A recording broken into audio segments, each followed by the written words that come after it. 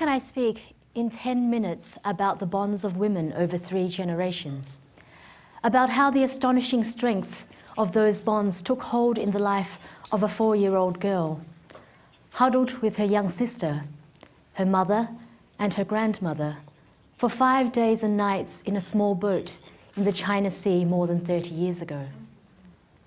Bonds that took hold in the life of that small girl and never let go. That small girl now living in San Francisco and speaking to you today. This is not a finished story. It is a jigsaw puzzle still being put together. Let me tell you about some of the pieces. Imagine the first piece, a man burning his life's work. He is a poet, a playwright, a man whose whole life had been balanced on the single hope of his country's unity and freedom. Imagine him as the communists enter Saigon, confronting the fact that his life had been a complete waste. Words for so long, his friends now mocked him. He retreated into silence. He died broken by history. He is my grandfather. I never knew him in real life. But our lives are much more than our memories. My grandmother never let me forget his life. My duty was not to allow it to have been in vain, and my lesson was to learn that, yes, history tried to crush us, but we endured. The next piece of the jigsaw is of a boat in the early dawn, slipping silently out to sea. My mother Mai was 18 when her father died, already in an arranged marriage, already with 2 small girls. For her, life had distilled itself into one task, the escape of her family and a new life in Australia. It was inconceivable to her that she would not succeed. So after a 4-year saga that defies fiction, a boat slipped out to sea disguised as a fishing vessel. All the adults knew the risks. The greatest fear was of pirates, rape, and death. Like most adults on the boat, my mother carried a small bottle of poison. If we were captured, first my sister and I, then she and my grandmother would drink. My first memories are from the boat. The steady beat of the engine, the bow dipping into each wave, the vast and empty horizon. I don't remember the pirates who came many times but were bluffed by the bravado of the men on our boat, or the engine dying and failing to start for 6 hours. But I do remember the lights on the oil rig off the Malaysian coast, and the young man who collapsed and died, the journey's end too much for him. And the first apple I tasted, given to me by the men on the rig. No apple has ever tasted the same. After 3 months in a refugee camp, we landed in Melbourne, and the next piece of the jigsaw is about 4 women across 3 generations, shaping a new life together. We settled in Footscray, a working-class suburb whose demographic is layers of immigrants. Unlike the settled middle-class suburbs whose existence I was oblivious of, there was no sense of entitlement in Footscray. The smells from shop doors were from the rest of the world, and the snippets of halting English were exchanged between people who had one thing in common. They were starting again.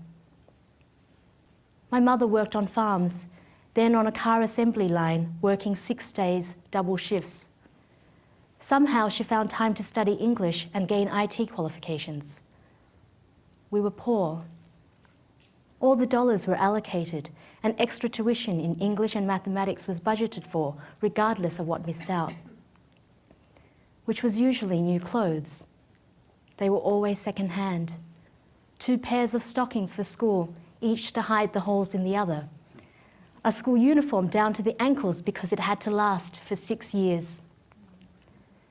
And there were rare but searing chants of slit eye and the occasional graffiti, Asian go home. Go home to where? Something stiffened inside me. There was a gathering of resolve and a quiet voice saying, I will bypass you. My mother, my sister and I slept in the same bed. My mother was exhausted each night, But we told one another about our day and listened to the movements of my grandmother around the house. My mother suffered from nightmares, all about the boat. And my job was to stay awake until her nightmares came so I could wake her. She opened a computer store, then studied to be a beautician and opened another business. And the women came with their stories about men who could not make the transition, angry and inflexible, and troubled children caught between two worlds. Grants and sponsors were sought, centres were established. I lived in parallel worlds. In one, I was the classic Asian student, relentless in the demands I made on myself. In the other, I was enmeshed in lives that were precarious, tragically scarred by violence, drug abuse, and isolation. But so many over the years were helped, and for that work, when I was a final year law student, I was chosen as the Young Australian of the Year, and I was catapulted from one piece of the jigsaw to another, and their edges didn't fit. Tarnlee anonymous Footscray resident was now Tarnlee refugee and social activist, invited to speak in venues she had never heard of, and into homes whose existence she could never have imagined. I didn't know the protocols. I didn't know how to use the cutlery. I didn't know how to talk about wine. I didn't know how to talk about anything. I wanted to retreat to the routines and comfort of life in an unsung suburb. A grandmother, a mother, and two daughters ending each day as they had for almost 20 years, telling one another the story of their day and falling asleep, the three of us still in the same bed. I told my mother I couldn't do it. She reminded me that I was now the same age she had been when we boarded the boat. No had never been an option. Just do it, she said, and don't be what you're not. So I spoke out on youth unemployment and education and the neglect of the marginalised and disenfranchised. And the more candidly I spoke, the more I was asked to speak. I met people from all walks of life, so many of them doing the thing they loved, living on the frontiers of possibility. And even though I finished my degree, I realised I could not settle into a career in law. There had to be another piece of the jigsaw. And I realised at the same time that it is okay to be an outsider, a recent arrival, new on the scene.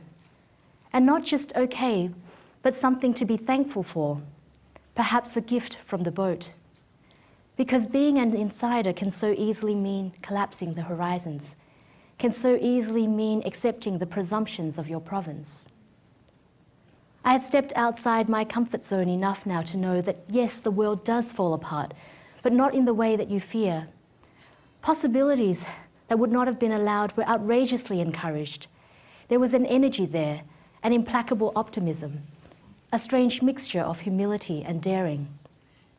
So I followed my hunches. I gathered around me a small team of people for whom the label, "it can't be done," was an irresistible challenge. For a year we were penniless.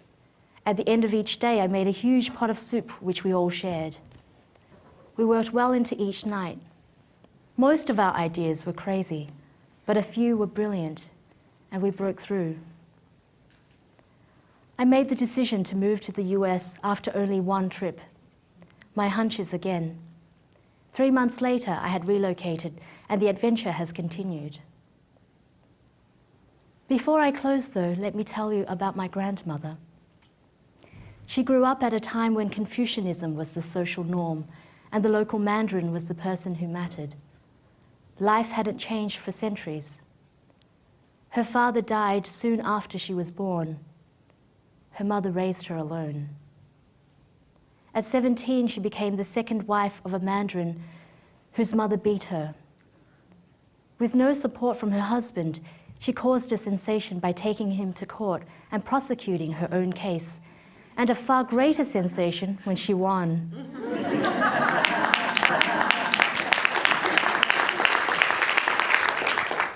It can't be done was shown to be wrong. I was taking a shower in a hotel room in Sydney the moment she died, 600 miles away in Melbourne. I looked through the shower screen and saw her standing on the other side. I knew she had come to say goodbye. My mother phoned minutes later. A few days later, we went to a Buddhist temple in Footscray and sat around her casket. We told her stories and assured her that we were still with her. At midnight, the monk came and told us he had to close the casket. My mother asked us to feel her hand. She asked the monk, "Why is it that her hand is so warm and the rest of her is so cold?" "Because you have been holding it since this morning," he said. "You have not let it go."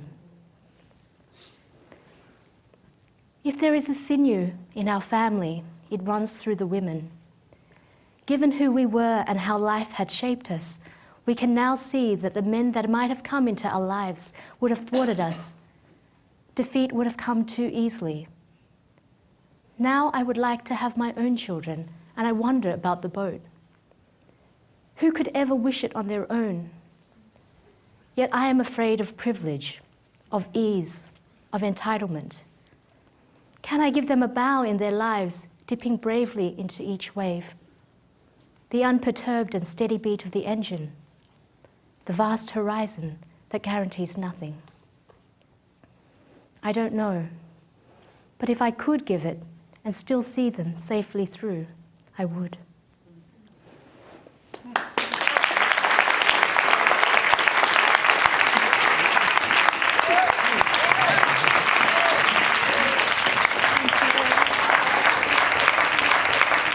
And also, Tom's mother is here today in the fourth or fifth row.